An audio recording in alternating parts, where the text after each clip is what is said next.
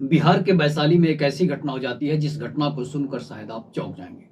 पूरी घटना से मैं आपको रूबरू कराऊंगा कि आखिर एक शादीशुदा 3 बच्चों की मां कैसे अपने ही भाई के साथ संबंध बनाते हुई पकड़ी जाती है। तो पूरी घटना मैं बिहार के वैशाली से लेकर आया हूं। पूरी घटना है बिहार के वैशाली की घटना है और तत्काल घटना है, जिस घटना ये इस सर्दी में भी आपको गर्मी का एहसास करा दे, वैसी उस तरह की ये घटना अचानक हुई है। पूरी घटना में वैशाली के बिहार के वैशाली के जंदाहा थाना क्षेत्र के जंदाहा की रहने वाली रानी कुमारी, जिसका अपने ही भाई के साथ संबंध बनाते हुए वो पकड़ी जाती है, जिसके बाद उसका पति उसके साथ क्या करता है ये पूरी घटना आपको बता रहे हैं। तो जंदाहा की रहने वाली रानी कुमारी जो है, उसकी रानी कुमारी जो देखने में काफी सुंदर थी, अच्छी थी, उसकी शादी कुंदन कुमार से होती है।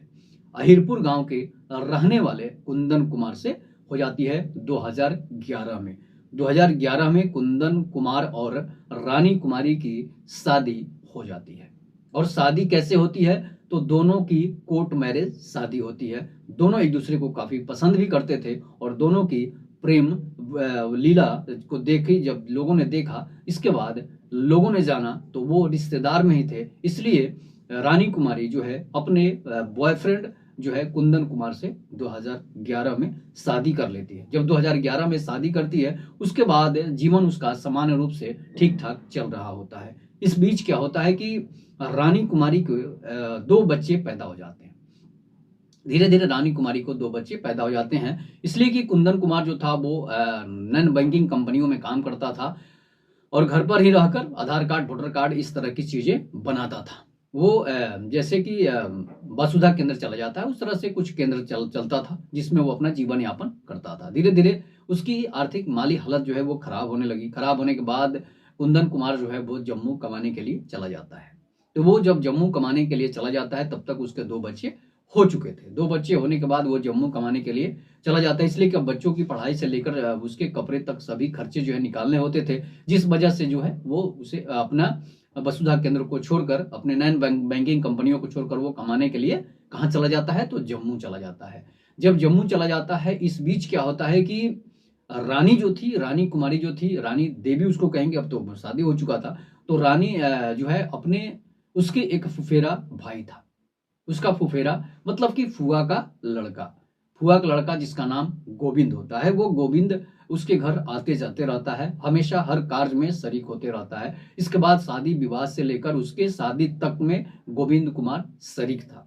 इधर धीरे धीरे जब गोविंद बड़ा होता है, रानी की उम्र जो है वो 32 साल हो जाती है और गोविंद जब बड़ा होता है, गोविंद की उम्र जो है वो 27 साल के करीब हो जाती है। इसलिए कि रानी की शादी के समय गोविंद तो छोटा था, लेकिन जब गोविंद बड़ा हो जाता है, 27 साल का हो जाता है और रानी की उम्र जो है वो 32 साल के करीब हो जाती है, इसके बाद रानी को, अब गोविंद जब उसके घर आने जाने लगता है तो रानी को गोविंद बहुत काफी सुंदर और स्मार्ट दिखता है, इसलिए कि वो उसके फूफा का लड़का था और रानी से धीरे धीरे गोविंद की नजदीकियां बढ़ जाती है। इस बीच क्या होता है कि रानी को वो जब नजदीकियां बढ़ जाती है, उसे सोशल मीडिया, इंस्टाग्राम पर जो है अपने फूफा के लड़के से ही प्रेम हो जाता है, इसलिए कि वो जिस तरह से पोस्ट डालता है फेसबुक पर फिल्टर कर करके, इंस्टाग्राम पर फिल्टर कर करके वो काफी स्मार्ट दिखता है। तो रानी को लगता है कि मेरे पति कुंदन से ज्यादा स्मार्ट जो है गोविंद है, मतलब कि अब उसे इस रिश्ते को तार तार करते देर नहीं लगती है, जिस रिश्ते में वो भाई बहन एक दूसरे को राखी बांधते हैं। वो वैसा रिश्ता होता है जो रिश्ते को कलंकित करने के बाद अगर आप नर्क में जाइएगा तो समझिए उस नर्क में आपको खौलते हुए कढ़ाई में डाला जाएगा, तेल भरी जलती हुई तेल में आपको डाला जाएगा, कहा जाता है।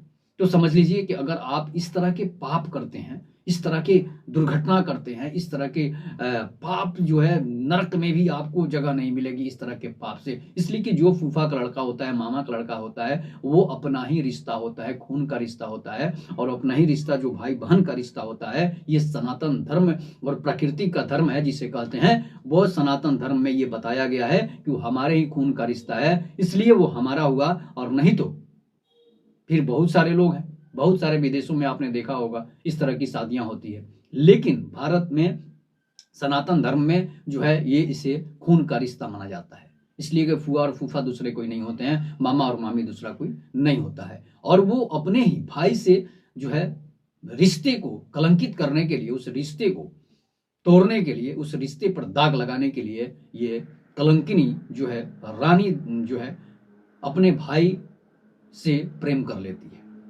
और अपने भाई से जब प्रेम करती है, शायद सनातन में ऐसी महिलाओं के लिए सिर्फ और सिर्फ नर्क का ही जगह है, सिर्फ और सिर्फ उसे सजा का ही प्रावधान है। इसके बाद वो क्या करती है कि उसके साथ अब कुंदन जो है, गोविंद जो है, कुंदन तो बाहर कमा रहा है, गोविंद उसके घर आने जाने लगता है और फोन पर बातें करना शुरू कर देता है। इसके बाद क्या होता है कि इस बात को का जो है कुंदन को पता चल जाता है कि हमारी पत्नी जो है अपने फुआ के लड़के से बात करती है, अपने फुआ के लड़के से गलत नजर रखती है, उस पर संबंध बनाती है। इसके बाद क्या होता है कि धीरे धीरे कुंदन इस बात को नेग्लेक्ट करते जा रहा था, लेकिन रानी जो है वो मान नहीं रही थी। इसके बाद क्या होता है कि रानी, कुंदन जो है बाहर कमा रहा था और रानी जो है गोविंद के साथ एक दिन घर से फरार हो जाती है, अपने दो बच्चों को छोड़कर। तीसरा बच्चा होने वाला है, और तीसरा बच्चा किसका है? तीसरा बच्चा गोविंद का है। इसलिए गोविंद का है कि गोविंद उसके साथ 27 बार से अधिक संबंध बना चुका होता है। सोच लीजिए, अपने ही बहन से वो 27 बार संबंध बनाता है। वो गोविंद कैसा है? जिसका नाम गोविंद है वो गोविंद नहीं है, वो राक्षस है। तो वो क्या करता है, कुछ रानी को वहां से लेकर फरार हो जाता है और वैशाली ले जाकर अनेक हाजीपुर के होटलों में उसे रखता है, अपने घर रखता है, उसके साथ संबंध बनाता है। एक दिन ऐसा क्या होता है कि उसे एक होटल में ले जाता है, उसके साथ खाना खाता है और उसके साथ रात रात भर संबंध बनाता है। मतलब कि 7 दिन तक उसे लेकर फरार था और 7 दिन में वो 27 बार उसके साथ संबंध बनाता है। कौन? तो गोविंद। किसके साथ? अपने ही बहन के साथ। उसे शर्म नहीं आई, उसने शर्मिंदगी को भी शर्मा दिया, उसने लाज को भी लजा दिया है। ऐसा है गोविंद और रानी की प्रेम कहानी, जो अपने भाई के रिश्ते को भी नहीं समझा। वो अब समझिए कि कलियुग जो है वो अंतिम चरण पर आ गया है। बहुत जल्द ही प्रलय होने वाला है। अब आपको प्रलय होते देर आप देख लेंगे, प्रलय होते देर नहीं लगने वाली। इसलिए कि लोगों में जिस तरह के व्यभिचार, बीमारी और जिस तरह के दिमाग में जो उपज, राक्षस बड़ी उपज उत्पन्न हो रहे हैं, उससे यही साबित होता है कि अब जो है कलयुग आने वाला नहीं है, आ गया है। तो इसके बाद जब उसके साथ 27 बार संबंध बनाता है, इसके बाद प्रेग्नेंट हो जाती है। कौन? रानी कुमारी। रानी देवी जब प्रेग्नेंट हो जाती है तो इस बात का कुंदन को पता चलता है। कुंदन जम्मू कश्मीर उसे लेकर चला जाता है और उसके बाद उससे पूछता है, बताती है कि नहीं, हमने इसके साथ संबंध बनाया है और तुम्हारे साथ अब मैं नहीं रहूंगी, इसलिए कि तुम्हारे साथ अब मैं खुश नहीं हूं। जो लड़की, जो महिला पहली बार अपने प्रेमी से शादी करती है, कुंदन से शादी करती है, कोर्ट मैरिज शादी करती है, उसके बाद भी उसे दूसरे लड़के से प्रेम जाता है, तो इतनी गिरी हुई महिलाओं के लिए समाज में क्या जगह होना चाहिए, ये आप ही बता सकते हैं। उसके बाद क्या होता है कि वो उसे जम्मू कश्मीर लेकर चला जाता है, लेकिन फिर भी वो नहीं मानती है और उसे यहाँ पर अपने घर जंदाहा लेकर चला आ जाता है। अहिरपुर गांव है उसका, अहिरपुर लेकर चला जाता है, वैशाली के अहिरपुर लेकर चला आता है। इसके बाद जब लेकर चला आता है तो फिर से जो है कुंदन का अब तीसरा बच्चा पैदा हो जाता है। तीसरा बच्चा का भी जन्म दे देती है। तो तीसरा बच्चे को जब जन्म दे देती है तो वो बच्चा करीब करीब 1 साल का होने वाला है। मतलब कि 2024 में जो है उसे एक बच्चा पैदा होता है फिर से, मतलब तीसरा बच्चा, और 2026 की ये घटना है। इसके बाद क्या होता है कि तीसरा बच्चा जो है अब हो जाता है। तीसरा बच्चा होने के बाद जो है कुंदन जब उसे जम्मू कश्मीर से यहाँ लेकर चला आता है तो 2026 में नया इस साल जो है वो अपने पत्नी के साथ, रानी से मनाता है, लेकिन पत्नी 1 जनवरी के दिन ही अपने प्रेमी गोविंद के साथ जो है फरार हो जाती है। गोविंद के साथ जब फरार हो जाती है, इसके बाद गोविंद उसे वैशाली के अनेक जगहों पर ले जाता है, उसके साथ फिर से संबंध बनाता है और उसे ये पता नहीं कि उसी का बच्चा जो है वो पहले हुआ है। उसके बाद क्या होता है कि जब वो लेकर फरार जाता है, इस बात पर कुंदन को बड़ा आघात लगता है कि बार बार ये भाग रही है, मेरे घर से बार बार भाग रही है, उसके बावजूद भी मेरे परिवार और उसके रिश्तेदार सभी लोग जो दुखी हैं, उसके बावजूद भी ये इस तरह की घटिया हरकत कर रही है, अब इसे खत्म करना ही जरूरी है। वो खुद आत्महत्या का प्लान बनाता है कि मैं ही क्यों ना फांसी लगाकर मर जाऊं, इसलिए कि इस पत्नी के, इस कलंकिनी के मुंह देखने से अच्छा है कि मैं ही मर जाता तो ज्यादा बेटर था। लेकिन जब वो अपने घर ये बात बताता है तो घर वाले उसे समझाते हैं कि बेटा दूसरी शादी तो हो जाएगी, लेकिन ये मर जाओगे तो फिर घर में कमाने वाला और घर में खाना खिलाने वाला कोई नहीं बचेगा, माँ बाप भी इस तरह स्वर्ग चले जाएंगे जल्दी ही। इस बीच क्या होता है कि कुंदन अपना आत्महत्या करने का प्लान जो है वो बदल देता है।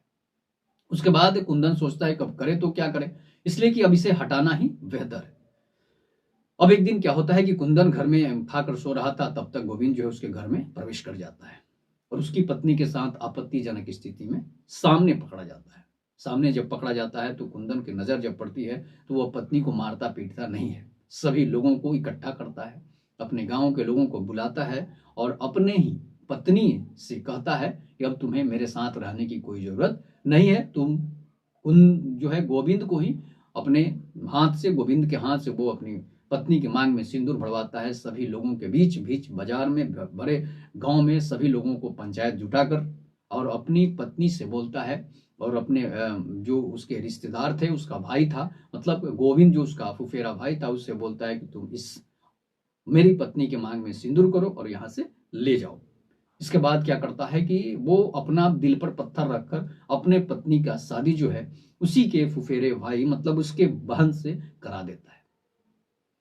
तो ये है प्रेम, ये होता है असली प्रेम, कि अपने प्रेम को त्याग कर वो दूसरे के प्रेम को दे देता है। तो ये है कुंदन कुमार की कहानी। और गोविंद जो इस धरती का सबसे नालायक और रानी जो धरती की सबसे बोझ महिला है, ये दोनों धरती के सबसे बड़े बोझ हैं जो अपने ही भाई और बहन के रिश्ते को तार तार कर रहे हैं। इस तरह के अगर रिश्ते बनते रहे तो आने वाले समय में लोगों को मौत के मुंह में जाने से कोई नहीं बचा सकता है, इसलिए कि फिर तो रिश्ता ही नहीं रह जाएगा, फिर कोई प्रकृति का धर्म ही नहीं रह जाएगा, फिर सनातन ही नहीं बचेगा। फिर जानवरों की तरह तुम शादी विवाह करते रहना कि जो जानवर बच्चे पैदा करते हैं उसी के साथ संबंध बनाते हैं। तो इस तरह अगर लोग जानवर आजकल हो गए हैं तो इसका सबसे बड़ा कारण है लोगों में गंदी मानसिकता, वेस्टर्न कल्चर जो दिमाग में घुस गई है, अंग्रेजों का जो कल्चर दिमाग में घुस गई है, वो कल्चर खत्म होने वाला नहीं है, तो फिर आपका विनाश निश्चित है। अब वो 3 बच्चों को अपने पास रखता है कुंदन और अपनी पत्नी को खुशी खुशी विदा कर देता है। तो ये सच्ची घटना है, इस पर आप लोग अपनी प्रतिक्रिया जुड़ दीजिएगा। तब तक के लिए नमस्कार, जय हिंद, जय भारत, जय श्री राम।